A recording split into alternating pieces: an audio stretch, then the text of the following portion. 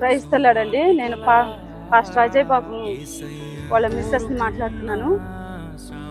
Night 8-8:30 సమయంలోని మేము జయనగర్ కాలనీలోనే 17వ స్ట్రీట్లో ఉంటున్నామండి.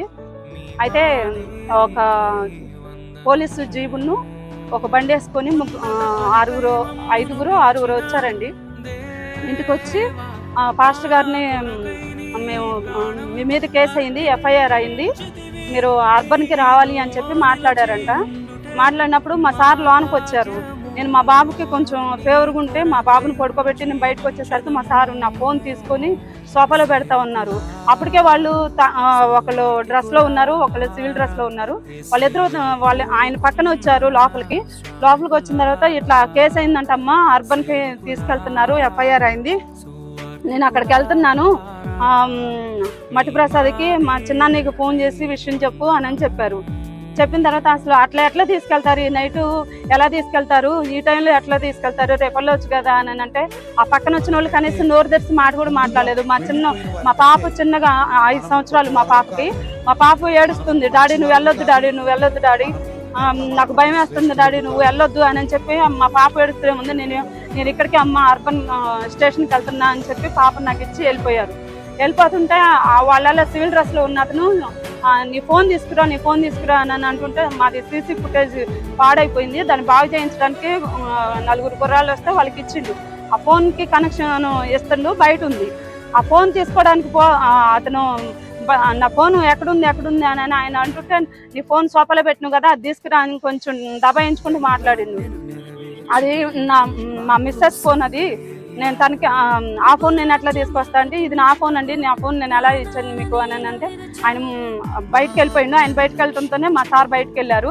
ఆ ఫోన్ తీసి బయట ఉన్న ఫోన్ తీసి మా సార్కి ఇచ్చారు. ఆయన ఫోన్ ఆయనకి ఇచ్చేసాను. ఆయనకి ఇచ్చినప్పుడు ఆయన ఫోన్ తీసుకొని ఒక అడుగు కూడా గ్యాప్ లేకుండా మా ఇంటికి స్టెప్స్ ఉన్నాయి, ఆ స్టెప్స్ కానుకొని కార్ ఆఫ్ చేశారు. ఆ కార్లోనికి ఎక్కిచ్చారు, ఇంకా తీసుకొని వెళ్ళిపోయారు. బండి మీద 3 వెళ్ళిపోయారు, కార్లోనే ముగ్గురు ఉన్నారు, తీసుకొని వెళ్ళిపోయారు. అయితే అర్బన్కి తీసుకెళ్లారు అని చెప్తే మేము అర్బన్కి వచ్చినాం. ఇక్కడికి వచ్చి అడిగితే ఇక్కడ ఏమంటున్నారంటే ఇక్కడ లేరు అని చెప్తున్నారు. అసలు ఇక్కడికి తీసుకురాలేదు, మాకు తెలియదు అని చెప్తున్నారు.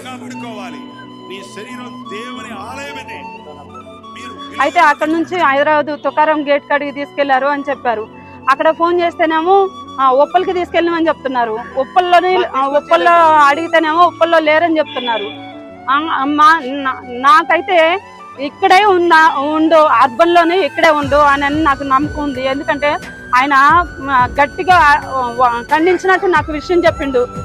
ఎందుకంటే నేను చిన్నపిల్లల్ని వేసుకుని నేను ఇంట్లో ఉన్నా, నేను టెన్షన్ పడుతున్నాను చెప్పి వాళ్ళు అర్బన్కి తీసుకెళ్తున్నారమ్మా, నా మీద కేసు ఫైల్ అయింది అని చెప్పాడు. అయితే మరి నా భర్తకి థ్రెటనింగ్ ఉందని చెప్పారు. హిందుత్వ వాదులు మాట్లాడుతూ ప్రవీణ్ పాస్టర్ గారు చనిపోయినప్పుడు నా భర్త మీద నెక్స్ట్ వీడినే చంపేది అనుకుంటే పోస్టులు పెట్టారు. మరి మా సార్ ఏం చేశారు అంటే కేసు ఫైల్ చేశారు. ఇక్కడ ఒక 5 మీద కేసు ఫైల్ చేశారు. వాళ్ళకి కూడా కేసు ఫైల్ చేసి ఎఫ్ఐఆర్ చేశారు. మరి వాళ్ళని ఎఫ్ఐఆర్ చేసిన వాళ్ళని అయితే ఇప్పటి వరకు తీసుకురాలేదు స్టేషన్కి. మరి ఈయన మీద ఎఫ్ఐఆర్ అయింది అని చెప్పి కనీసం మాకు ఇన్ఫర్మేషన్ లేదు.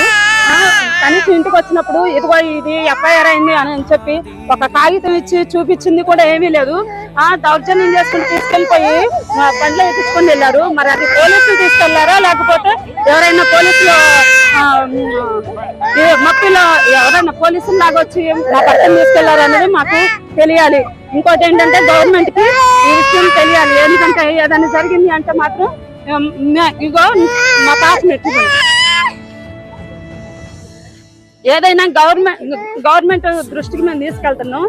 మా సార్కి ఏదైనా జరిగితే ఈ పాప, నేను, ఈ బాబు ఇక్కడ ఇదే స్టేషన్ లోనే నా భర్తని తీసుకొచ్చారు అని చెప్పారు. కాబట్టి ఇదే స్టేషన్ లో ఏదో ఒకటి చేసుకొని చచ్చిపోకపోతే అప్పుడు అడగండి.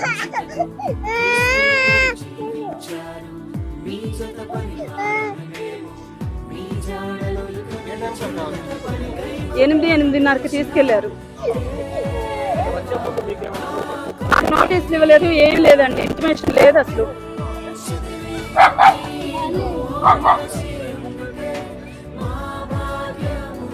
ఇక్కడే ఉన్నారని చెప్పేసి అంటున్నారు. ఎందుకు అనిపిస్తుంది అంటే మాకు అనుమానం ఉంది, ఇక్కడే ఉంచారు అని అనుమానం ఉంది. ఎందుకంటే ఒక అడ్వకేట్ గారు ఫోన్ చేసినప్పుడు సిఐ గారికి ఫోన్ చేస్తే చెప్పారంట ఇక్కడే ఉన్నారు, హైదరాబాద్ తీసుకెళ్తారు అని చెప్పారంట. ఇక్కడే ఉన్నారని మాకు నమ్మకం ఉంది. అంటున్నారు కానీ ఇక్కడికే తీసుకొచ్చుంటారు. వీళ్ళు ఎక్కడున్న వాళ్ళు తుకారం గేట్ స్టేషన్ కి తీసుకెళ్ళి ఉంటారు, మా దగ్గర రాలేదు, అసలు ఇక్కడ కేసు ఫైల్ కాలేదు అని చెప్తున్నారు.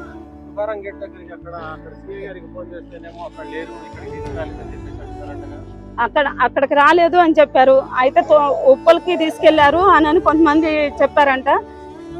ఉప్పల్కి ఫోన్ చేస్తే ఉప్పల్కి తీసుకురాలేదు అని చెప్పారంట. అవునండి, నిజమే కదా. ఎక్కడన్నా ఉంటే మాకు ఈ టెన్షన్ ఉండదు కదండి. మన జీవితంలో కష్టం వస్తే వారు కన్నీటితో ప్రార్థన చేస్తున్నారు. మన జీవితంలో బాధలు ఎదురైతే వారు మనల్ని ఓదారుస్తున్నారు.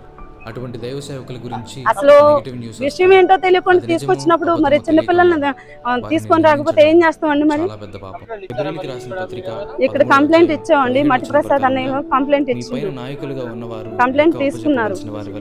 మీ ఆత్మను కాల్చున్నారు.